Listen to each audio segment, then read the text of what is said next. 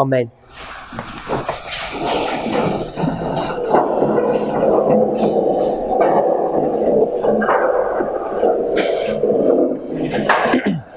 In our last study, we looked at Hiram Edson's work on the 2520 in 1856, and we saw that the church is already in a Laodicean condition.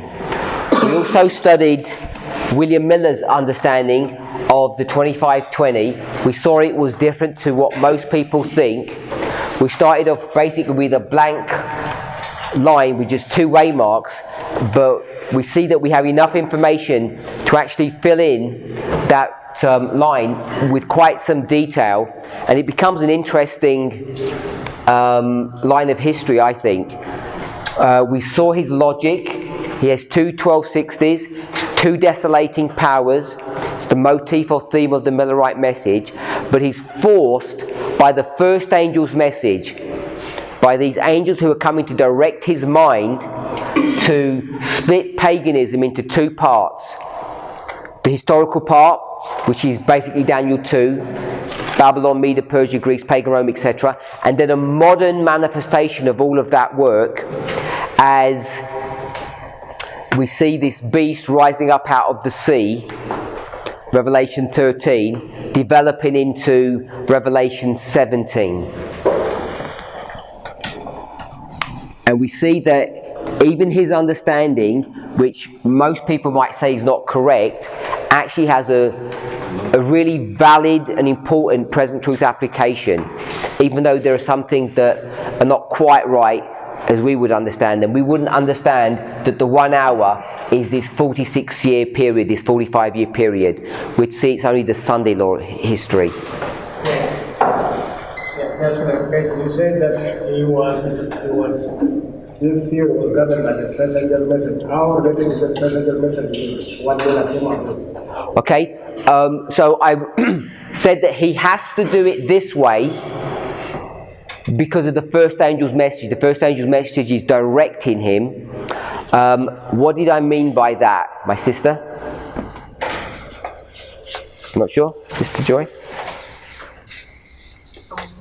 The judgment, the first angel's message is concerning the judgment hour message, pointing to judgment in 1843.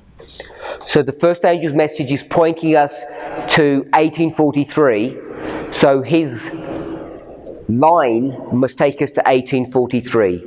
So it was that connection that I was making, that he wants to take us to 1843 because that's where the first angel's message is telling him to go.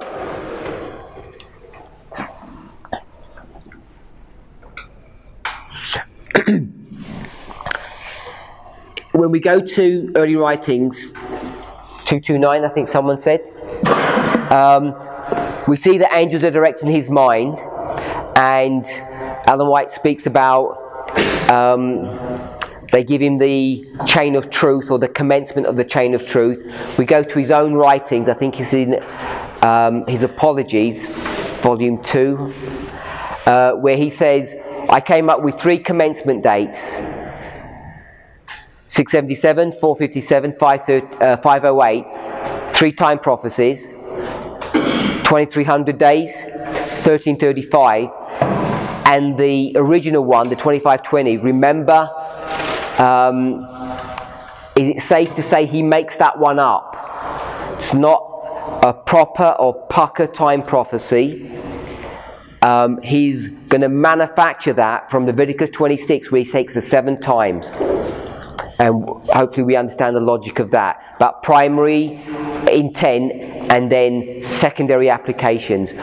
But the force of his argument is all of these 3 prophecies take you to the year 1843, which is where the first angel's message is guiding them. So that's why he creates this line that way. He's fully aware of 723, 538, 1798.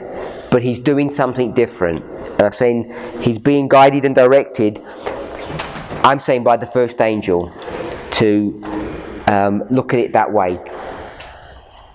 So I wanted to cover that. I want to just quickly review what we spoke about yesterday. So yesterday we with the two passages, which was 5 MR and 13 MR. And the reason why we looked at those two passages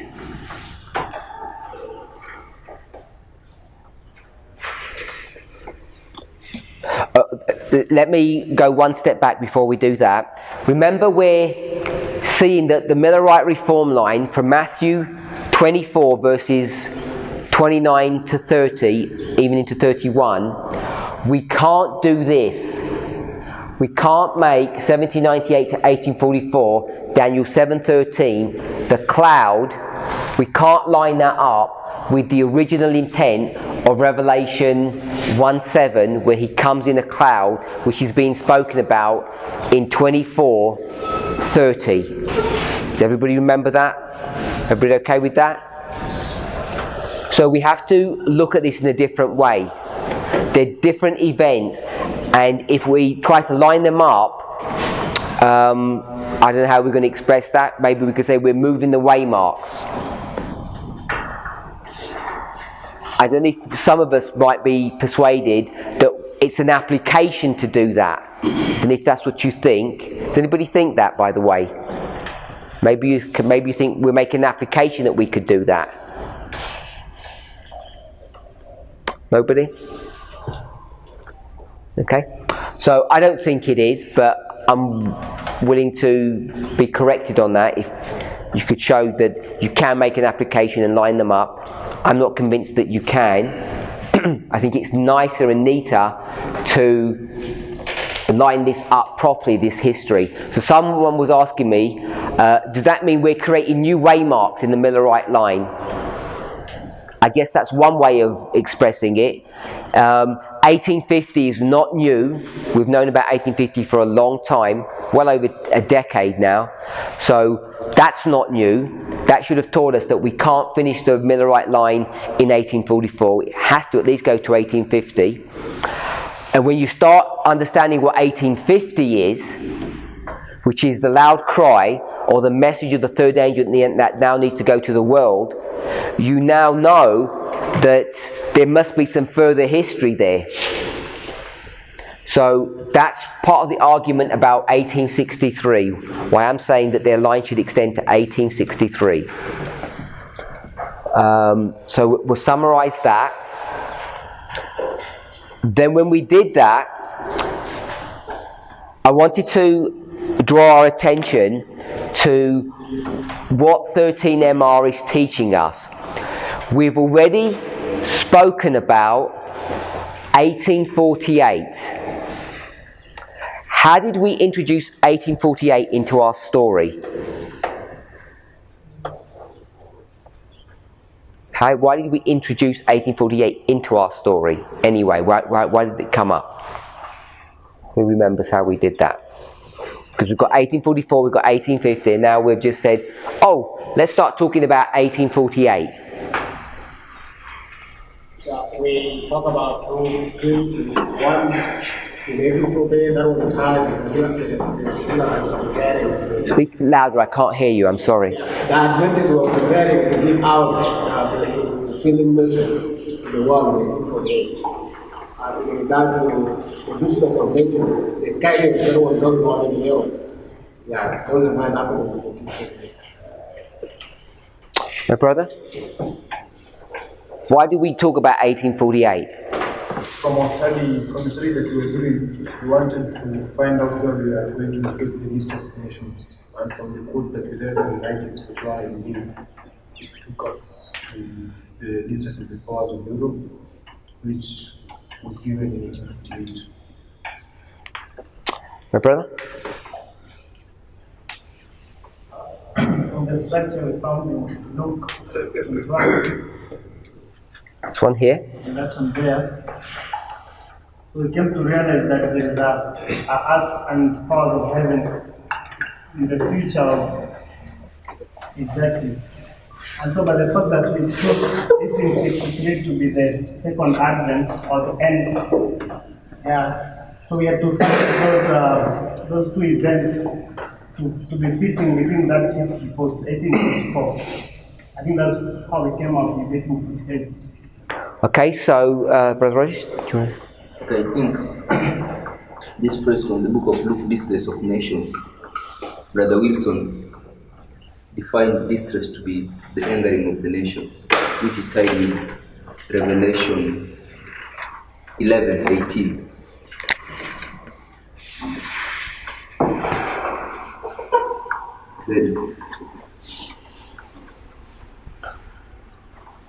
Then he directed us to that the witness for him tying distress with anger of the nations is from the book Al Writings 41. So we were led to go and read Al Writings 41, but we found that Al Writings 41 is speaking about the 1848. So then from there we began to explore the 1848. Okay, so I want us to remember how we even introduced 1848. So now we've introduced a new waymark into our line. We've got 1844 and we've got 1850.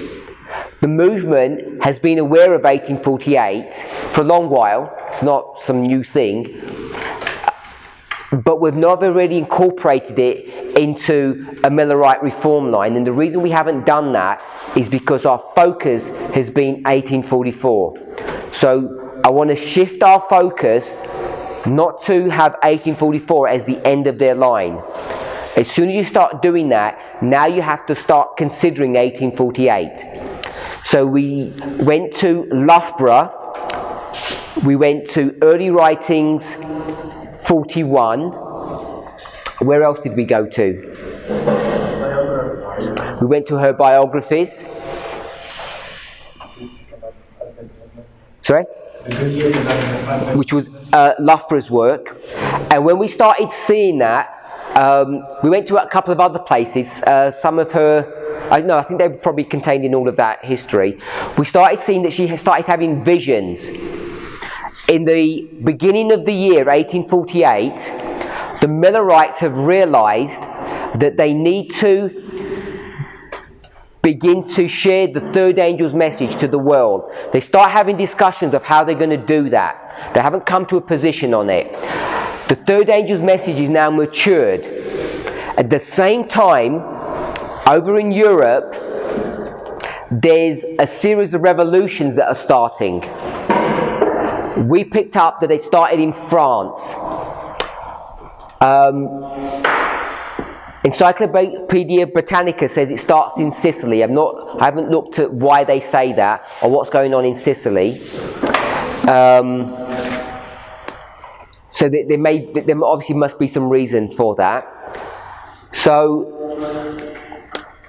we've seen that there's some discussion going on about what's going on in Europe. As the Millerites start to discuss that they want to start speaking about the third angel's message, this is not just an internal discussion. They start talking to people outside of their circle. They're saying, we're now talking about the third angel's message, the Sabbath issue. They begin to agitate it. And their first day Adventists, friends, colleagues, whatever you want to call them, they push back and say what? It's too late. You've left your message too late because this is the beginning of the Battle of Armageddon. So there's this dialogue that goes on. The year progresses, and by the time you get to November 18th, December 16th, Ellen White is having further visions on this subject, and she tells us what? Those visions, what are they going to direct us to and teach us?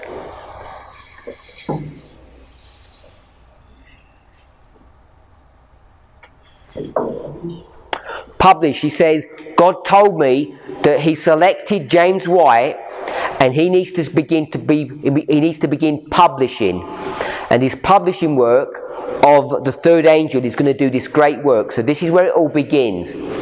So by the time we get to 1848, then we can get to 1850, and 1850 is, we're marking the loud cry, it's when they begin to do public evangelism, and this is the tool or the ensign that they're going to use.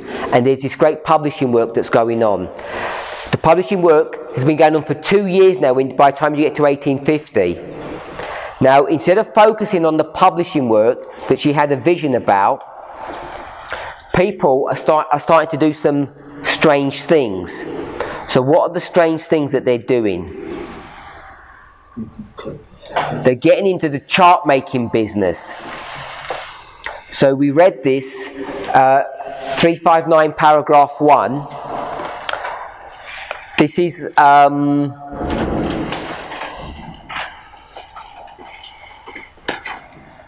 taken from a manuscript, 1853. This is written in 1853. And she says that the chart making business that's going on, which I don't know if anybody's looked at Rhodes and Case, is all wrong. Anybody looked at that or no? So I'm not going to reread the passage, but let's just summarize what she was saying. The publishment of the chart by Otis Nichols, which is the 1850 chart, this one here, this was the one that was designed by God. We saw that God was in the publishment of that chart. He directed Ellen White to produce that chart. She had a vision about this chart, and it's the fulfillment of Habakkuk 2. So we've got all of that information. She saw that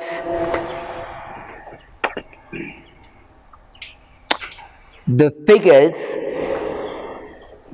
or the representation of angels and of Jesus on these other charts was uncouth and disgusting.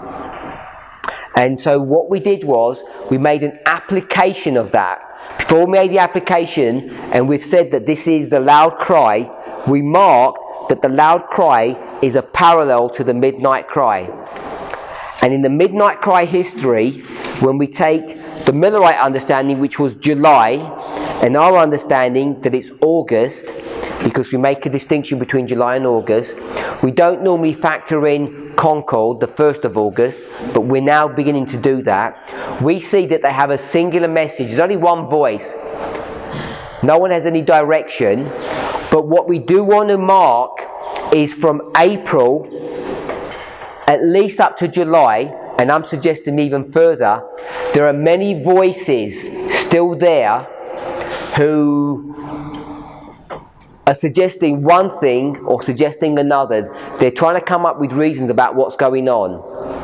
We know that's the case because that's what we call, what's the word that we use for that history? They've entered into? No, they're not into Laodicea in the Millerite history. Sorry? Fanaticism. We call it fanaticism. Now, fanaticism is like a dirty word. But I want to say fanaticism is in a group like this, we all have different ideas. It's not that you're good and this brother's bad because you've got a good idea and he's got a bad idea. It's not a subject of morality when we think about fanaticism. So I want to sort of pull away from that concept. It's not about good people or bad people. It's about good ideas and bad ideas, or just different ideas. So even in this history, even though we don't normally mark it, you can see that there are these various different ideas.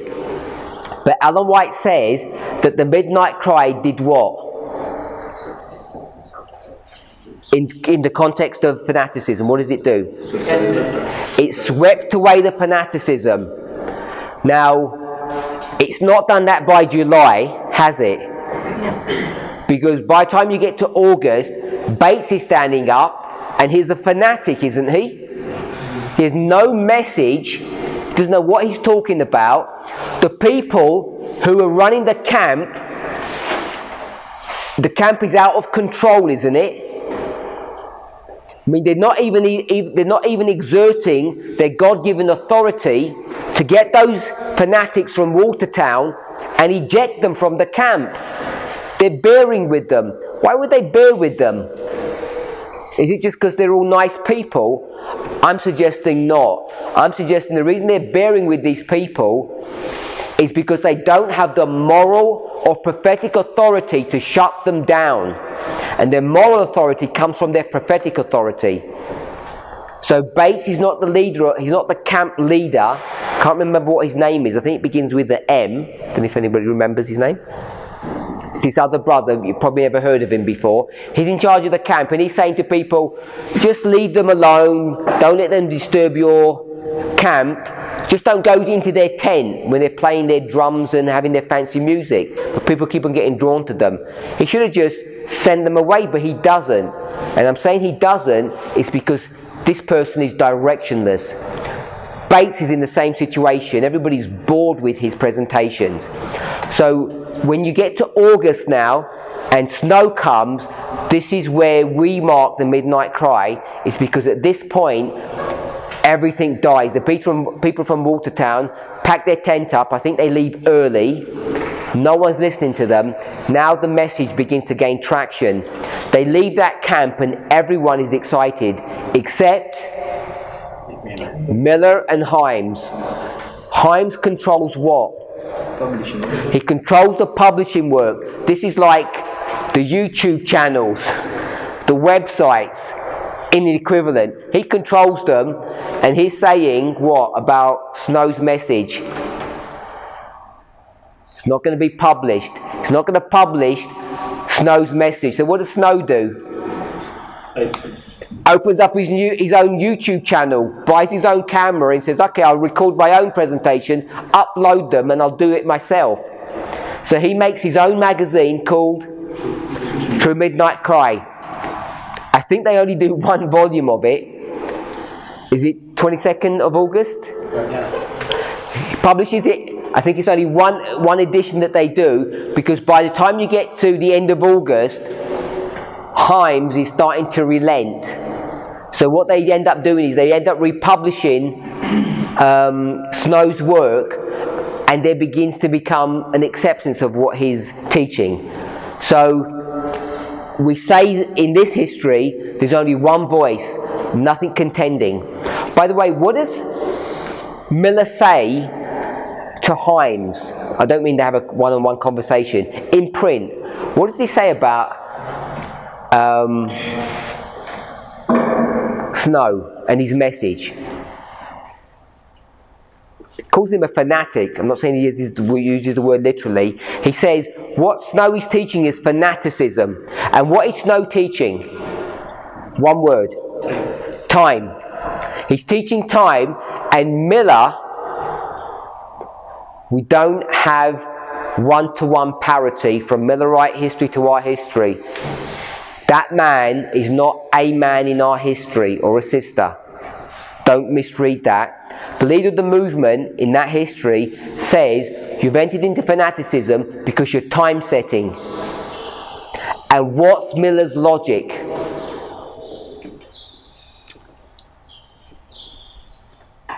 What's Miller's logic to say you've entered into fanaticism?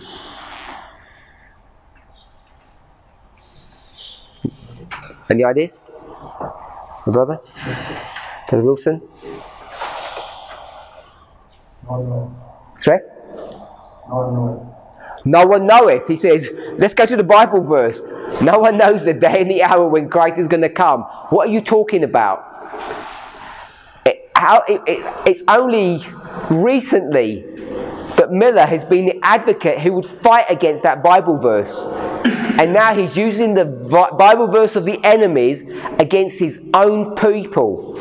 You think about how bad things have got in this history. So his problem is they've hit April the 19th and they made this huge mistake. Everything's gone bad and he doesn't know what to do anymore. And he's saying, we should never have done all of this time setting. We should have just left it like I had it originally. Maybe, approximately, it might be. I'm not 100% sure. We should have just left it vague so we could not get trapped. And he got forced by this chart to get in line with the movement. The movement was going in one direction. He gets forced into that. And the whole movement gets wrecked on April the 19th. So when Snow resurrects the same issue, Miller has had enough and he rebukes him and says, You can't time set. We've been proven to be wrong. And the worst thing is he uses the same quote that he used to resist. So you can see how bad things have got in the movement. So I want us to see that August, July, this fairy tale picture that we have, like fanaticism melts like the frost when the sun hits it or something like that. It's not the real version. That's Ellen White's kind of idolized fairy tale version of what it is. And we pick that up and we think that's what it looked like. It was ugly. There were people fighting against one another. Miller is brutally attacking Snow. Snow says, if you won't publish my work, I'll start my own magazine up. It's not a beautiful rosy picture. I want us to see that. Then we come to the loud cry, 1850. These people are getting into chart making business. They're having disgusting charts, and this is displeasing to God. It's all wrong. So you have competing voices. All of these people are producing these charts to promulgate, to promote the third angel's message,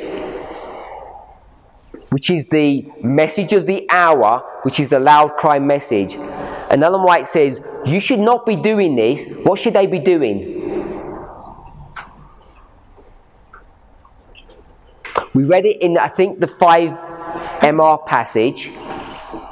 They should have been focusing on the work 2 years ago, which was the publishing work. They should have been behind the publishing work. Where should they have been putting their money? In the publishing work, not their money producing charts. So that's one point we see. The other thing is they should have rallied behind the 1850 chart, which was the one that had the signature of God. Instead of doing that, everybody wants to make a name for themselves and become famous and get into the chart making business. So all of this looks ugly. So you have competing voices here. Not everybody is in line or in tune with what God's will is here in 1850. And they should have learnt their lesson from 1848. So 1848 and 1850 now are connected. Can we see that? What's the connection between 1848 and 1844, Brother William? What's the connection between 44 and 48? One theme. The connection between, in one word. Sorry? In one word. In one word? I'm saying I see the connection between 1844 and 1848 in one word. Tell me that last word you're saying, in one? One. It doesn't have to be one word, but even a little phrase, but don't make it a big story. I've got 50 and 48. And I'm saying the connection between these two is publishing. What's the relationship between 48 and 44? The third angel. The third angel. Are we all okay with that? So it's the third angel that's going to connect these two together. Oh, let me redraw that in a different way.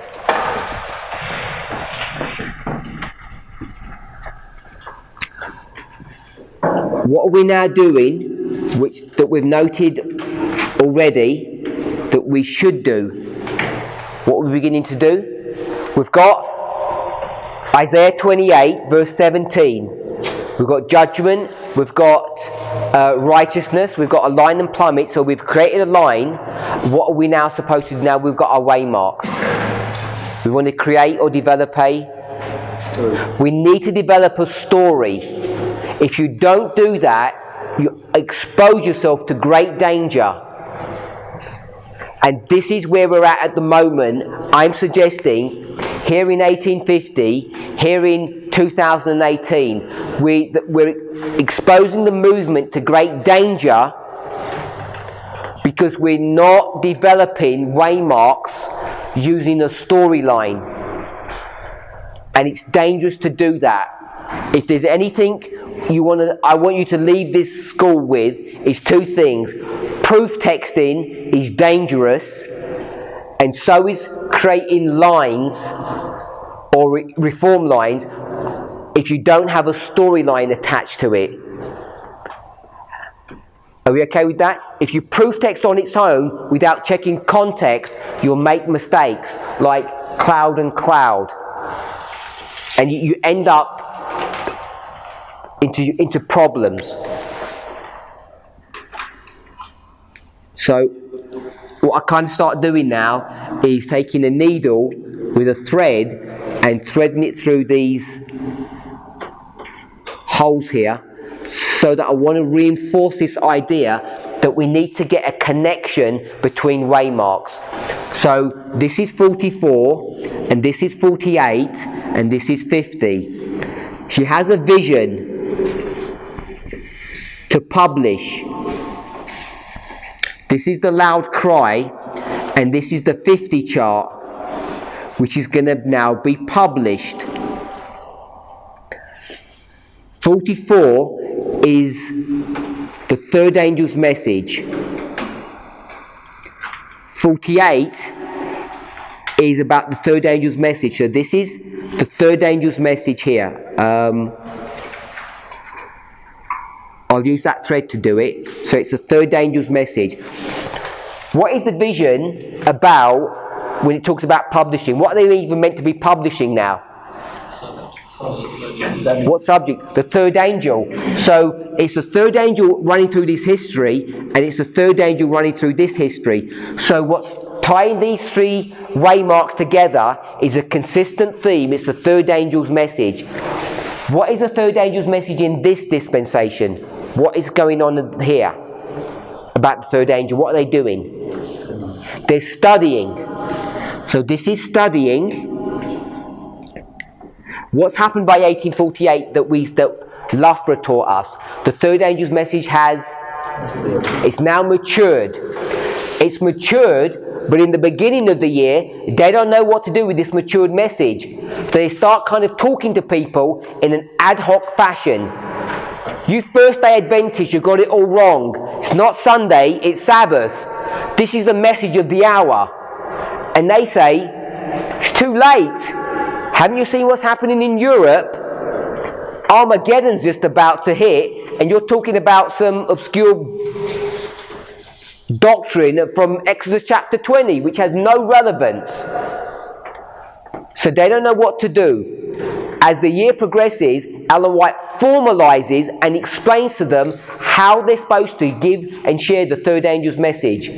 It's not through messengers only. It's through the publishing work. So you can already begin to see, what is she showing us? That you've got a fair bit of time before things start ending. Let me put it that way. Now 50 to 63 is only 13 years. It's a very short amount of time in the scale of things. But it's enough time for them to begin to do this great work of publishing. And people were arguing at that time, especially in the spring, you've only got 3 speakers. James White, Ellen White, and Joseph Bates. So obviously they're the 3 recognised preachers or teachers. And they're saying, you haven't got any money, you've got no infrastructure, you've got nothing. How do you expect to build everything up while Armageddon's just about to begin? You'd agree with that logic, wouldn't you? If Armageddon's about to begin, it's all a bit late now. Ellen White is going to be like a pin in a sure place. She's indicating that they've got plenty of time. So those one group of people are rushing to say, you need to get stuff sorted out because there's no time left. And Ellen White is saying, we need to be measured and be careful and do things systematically. Where are we today? Are we running around like headless chickens saying, well, there's no time left, we've only got 12 months and counting, and we're at panic stations? Or should we be more measured and more careful in what we're doing based upon what we're seeing? All of this is happening between 48 and 50. What should our approach be based upon that line? Should be the second, shouldn't it? Should be the latter one. We should be more measured and more careful. And we're running in panic stations because we think the end of the world is here, because it's Raphia, November the 9th, next year, close of probation, and we've got all some varying ideas about what that means, about what close of probation actually looks like. And rather than studying what the close of probation means to us, we're talking about Armageddon. You heard anybody talk about Armageddon? No, you haven't. What is our Armageddon? Sorry? It means mountain and then... I'm not asking for a definition of what Armageddon is. World War III. So World War III, it's the end of the world. We're focusing upon the end, and we should be focusing on... What are they supposed to be doing? Publishing. Publishing what? The message to whom? A group of people who haven't heard it or haven't accepted it. We should be focusing on going and giving a message, publishing a work to those brethren who haven't heard or understood what's going on. And rather than that, we've got fixated about Armageddon, the end of the world, the Third World War. We have to ask ourselves, are we headed in the right direction? Question. Yeah, in that history, the information, there were many voices, many Catholic reviews. Of course, there were many voices about what to be done, about how much the message should go, and there was a prophet of God within, and he had to direct the course of the tickets. What do we move from here? Many voices about 9 seconds, you don't have a prophet. What should be the guide? He said, are you certain? One said, brother said, we don't have a prophet. And he said, are you certain? Is that what you said? Okay, just make sure that's got recorded. He's not saying there's a prophet. He just asked, are you sure we haven't got a prophet? Carry on. Yeah, that is the question. Where do we move on? How can we know which voice to follow? How do you know who speaks for God and who doesn't? I read in John chapter 10. So did you. You must have his voice. The sheep know the voice of God. Every single one of you, me, us, you're required to know which is the true voice, which is not, which is the true chart, and which is not. How do you know what is the true chart?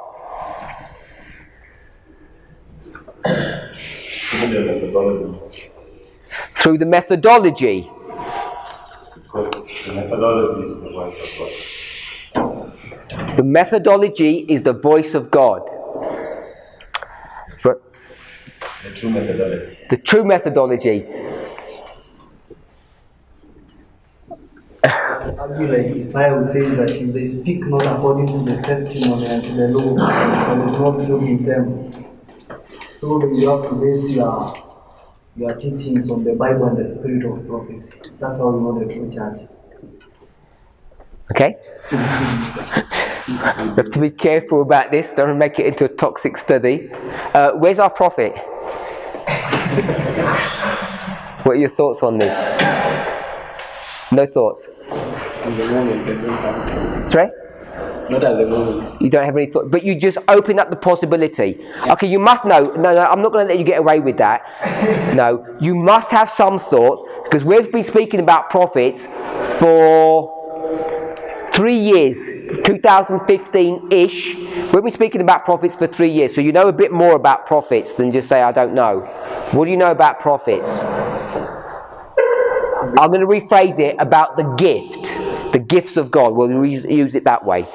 We've been talking about the gift of prophecy being restored in our history. We've come up with a number of lines and logics to show how that gift is going to be restored. So let me just clarify that, so that, because it's an important point, some people can't hear it and the camera might not pick it up. For some time, I'm suggesting around 3 years, because I don't think we picked it up in 2014. I don't think it was that early. We began to develop various lines, you tell me if I'm not saying it correctly, various lines to show that there's going to be a restoration of the gifts, and one of those gifts is the gift of prophecy. There may have been other ones like the gift of healing or dreams and visions, etc., but certainly the gift of prophecy. Okay, so we had a number of ways to explain how that gift of prophecy is going to be restored, and one of them was hedged upon the Mara vision. Now, that gift of prophecy is not, as Morioki is trying to say, like, to the law and to the testimony. It's more than that. It's not about the methodology. I think it's more than that. So the gift of prophecy is supposed to be restored. We've been saying that it's going to be restored at the binding off, but the question becomes, what will be the use of the gift of prophecy at the binding off when everything is when everything is done for the priesthood? So there are lines and there are logics to show that the gift of prophecy is going to be restored, and probably the discussion should be at what time. Okay, so let's have a quick discussion about that. Is there a Spirit of Prophecy quote where we talk about the restoration of the gifts? If someone can find that. As they're finding that, I just want to reiterate this point here before we take it off the board. And I think another point is, in every reform line there is an active gift of prophecy that is normally there. You can see it in all the reform lines, and it always comes before the shadow. Okay, hold on to both of those 2 points. First of all, where do we place it? And we definitely see in reform lines. So hold on to remember those 2 points. So I just want to address this again. So what we've done is we've got 1844. We're clear on that. We've gone to Matthew 24, and we say you can't put verse 30 in 1844. It's the second advent. 1844 was never ever going to be the second advent. It was never God's will. Whether the Millerites got it right or wrong, it was never going to happen. So I'm suggesting it's 63 when that's going to be fulfillment of that. Part of the logic of that is 1850. We've seen 1850, this chart. What precedes 1850 is 1848. We've got 1848 from a combination of a number of verses, primarily from Luke 21. But then we also went to Revelation 11, verse 18, the angering of the nations. And when we started looking at that, we saw that in 1848, there was something going on in Europe which was called the Spring Revolution. We should remember the Spring Revolution, because we had a Spring Revolution in our history. Does anybody know what year that was? That's 2011. 2011, the Middle Eastern Spring Revolutions began. So we haven't discussed any of that. We may not discuss it, but I just want to... It's not an accident. The phrase didn't just come up. It was a Spring Revolution. It's a fulfillment of prophecy. It has to be. We do the same thing with the Time magazine articles that speak about 1989, where it picks up phrases like the whirlwind and the Tsar of Russia. All of those kind of things, we place them as prophetic fulfillments of... Anyway, I won't make that point. So we've got 1850, 1863, we've got 1848 now, and we need to see that there's a story that runs through this, and it's the third angel's message that's running through. Third angel's message arrives. It's cold, no light. According to Loughborough's, not Loughborough's logic, in Loughborough's book, this is Ellen White's vision that Bates is narrating. It starts off cold, no light. It begins to grow and warm. Now in 48, it's matured. By 50, it's fixed and firm. And 50, we've got here, which you need to go back to. She says the third angel's message is the 1850 chart. So we've got a connection between all of those three. What we need to do is take all of these three events and bring them now into our line at various fractal levels. We'd have to do that, which I began to do, and I'm saying 1850, the loud cry, is 2018. 2018, there's a controversy, or there's many voices that are going on about what is the midnight cry or the loud cry message. So we've done that. We'd have to go back and see what 1848 is. We haven't discussed that in this class, what that is. So we could make an assertion of what that is.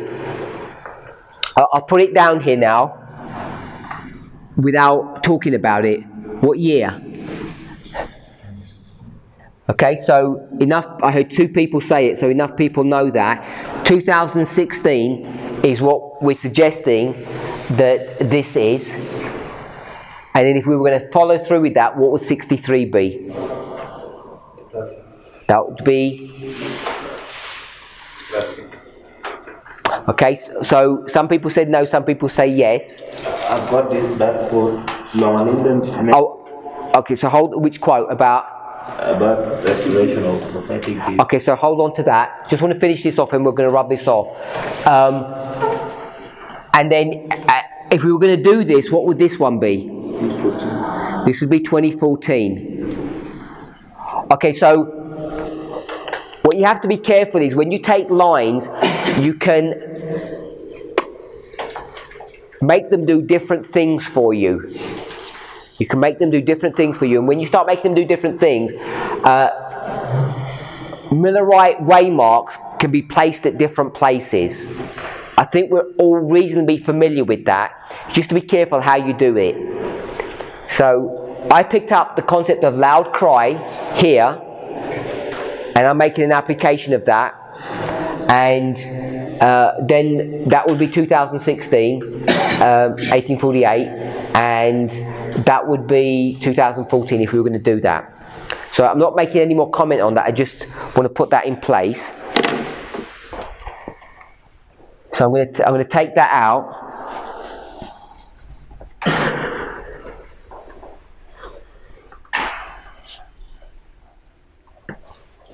And what we're looking at now is, how do we know what is the correct chart? That was the question. And yesterday we said, you know, it's the correct chart because the prophet made the chart. It's got the prophet's backing, if you like. Then we said, well, how do you know which is the right one today? And I'm saying John 10, my sheep hear my voice and they know. And then we're saying, what is the voice of God? It's the methodology. I think all of us would agree with that. So Brother Robert said, my brother said we don't have a prophet, and he said, well, how do you know we don't have a prophet? So we're just exploring that, and we've switched from the word prophet to the gifts, the restoration of the gifts. So we want to talk about the restoration of the gifts. So there's 2 points we want to talk about, 1 and 2. One of them is the restoration, and that's going to have the question when. And the other one is about lines. The lines show the gift, spiritual gifts, the gift of prophecy, if we can express it that way. So before we do the restoration of the gifts, let's look at this one, the lines. So we'll go to a couple of lines, and we'll just do this in a really simple way.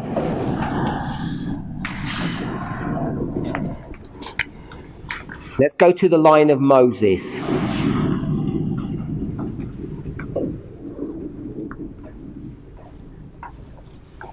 What are we looking for? What are we looking for, Brother Robert? The gift of. So we're looking for the gift of prophecy.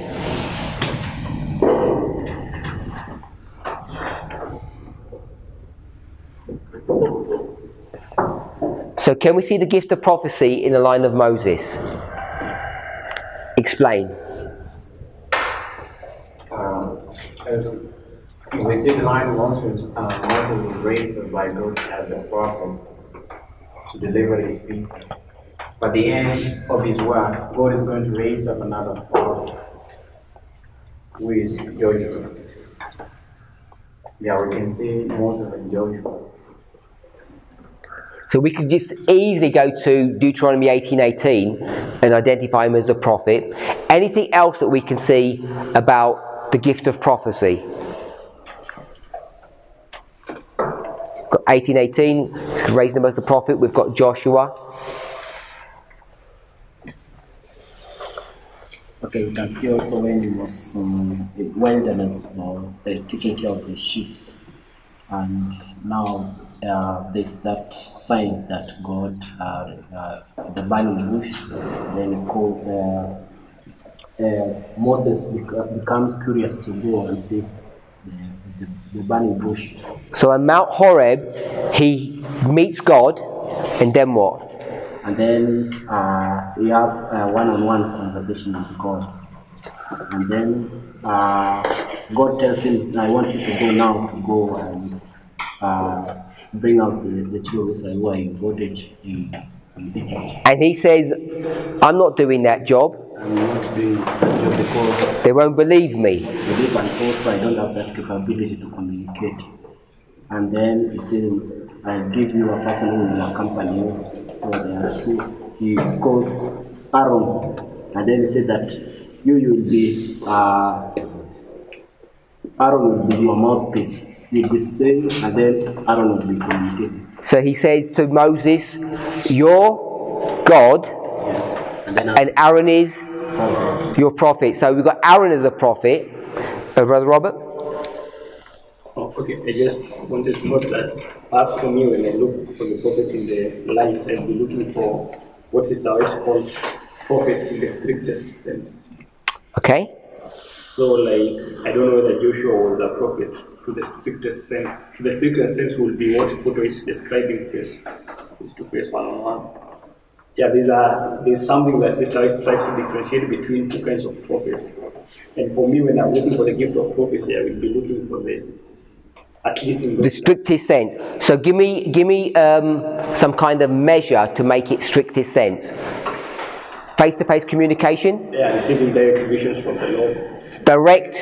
Yeah, at least in those ancient times. Okay. So when Joshua is in Canaan and he meets the captain of the Lord's host, is that direct communication? Yeah, but but I'm okay with the but what? But no. I'm not. I'm just asking because what your definition was, because he seems to speak directly with Jesus. That's Jesus, isn't it? Yes. That is Jesus. So the same thing. Take off your shoes because you're talking to me. So this is the voice piece of God, and without this prophet, the movement would just not have any direction. They wouldn't know what to do. God says, whatever you say, the people have to do. Anything else? Can I have this? When now they have come from Egypt, they're in wilderness. We can see Aaron and Miriam. They start to fight. Moses said that you are the one. You are assuming that God is only God can communicate through you, and then this God hits Miriam with leprosy. So we can see many voices also with many voices. They are starting out to fight with Moses. So God is using. Can someone find the Bible verse where it says Moses is a special person? He says, I speak to other prophets this way, this one. You found the verse, yeah? Numbers 12, verse 6. Numbers 12, verse 6. Deuteronomy 34:10. Deuteronomy 34:10. Okay, so we'll read the Numbers one first. And he said, "Hear now my..." Oh, 1 second. The people are still finding it. Numbers 12:6. Whilst I agree that you can make Joshua a prophet, I think it's Moses is really the one that we should be focusing on this line. I know Joshua has face-to-face communication. I'll use his phrase. In the strictest sense, it's Moses. Moses is that person. So it says, and he said, "Hear now my words. If there be a prophet among you, I, the Lord, will make myself known unto him in a vision, and will speak unto him in a dream. My servant Moses is not so, who is faithful in all mine house. With him will I speak mouth to mouth, even apparently, and not in dark speeches, and the similitude of the Lord shall he behold. Wherefore, then were ye not afraid to speak against my servant? What does the word apparently mean? Yes. Apparently.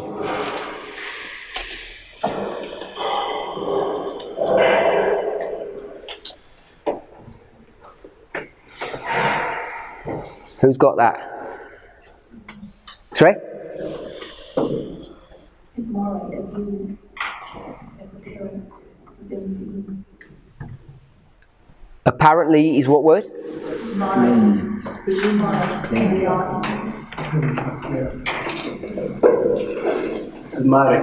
Okay, so we okay that it's Mare.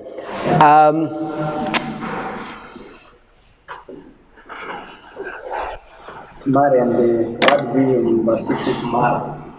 Okay, so that's the other one I wanted to pick up. So the word vision and apparently is Mare and Marah. At this level, it's the same thing. If we're okay to do that, one's a cause, one's an effect, but it's basically a direct, face-to-face communication or revelation of God. So someone just explain that verse to us. What's God saying?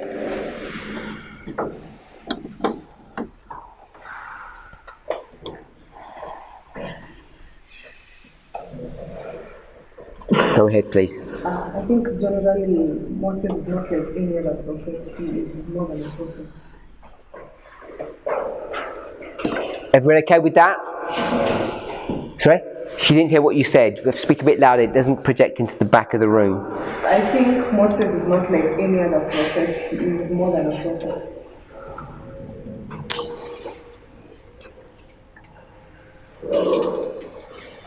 So most visions, most prophets, God's going to communicate to them through this Marah vision. And when you get to verse 8, he says, with Moses, how is he going to do it? He's going to do that with the Marah vision. That's the masculine, that's the Marah, face to face. And normal prophets, they have the Marah vision, which is the feminine, which is this way that people end up collapsing and they can't cope and they can't handle that pressure. So there's some subtle differences between them. If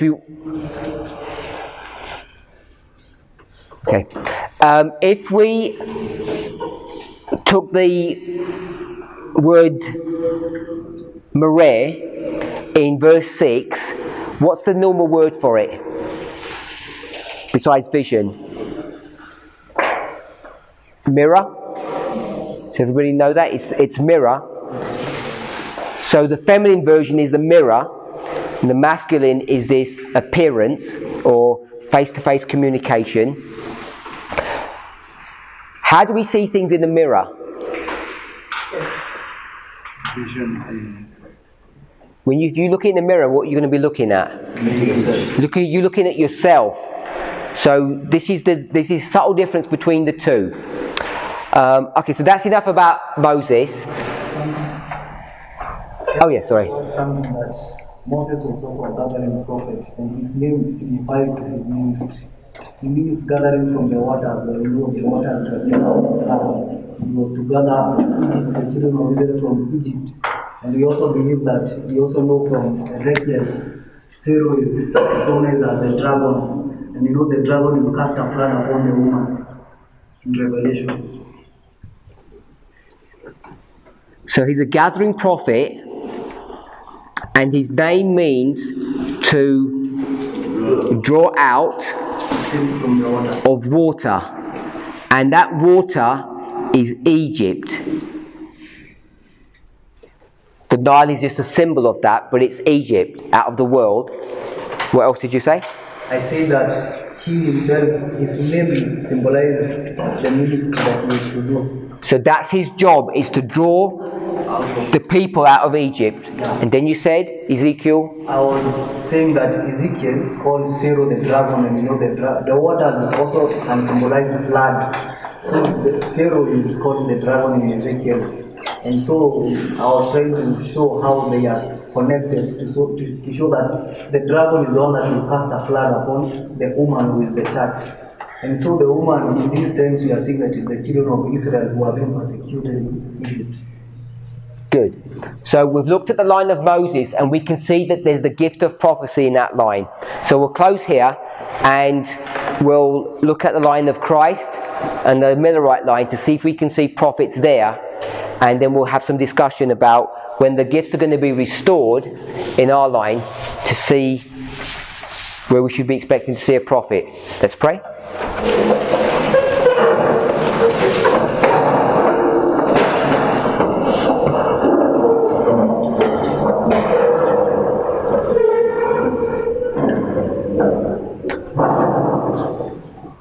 Heavenly Father, we give you praise and thanks for your goodness. We ask for a blessing upon the study that we're doing. Help us to continue to be able to run a thread through our thoughts so that we won't lose a stitch. Help us, Lord, to continue to grapple with your word. And as we have a clearer revelation of the truth that we're supposed to understand here at the end of the world, may it have an impact upon our characters. We ask for a special blessing upon the activities of this day, also for a blessing upon the food that we're to eat. In Jesus' name, Amen.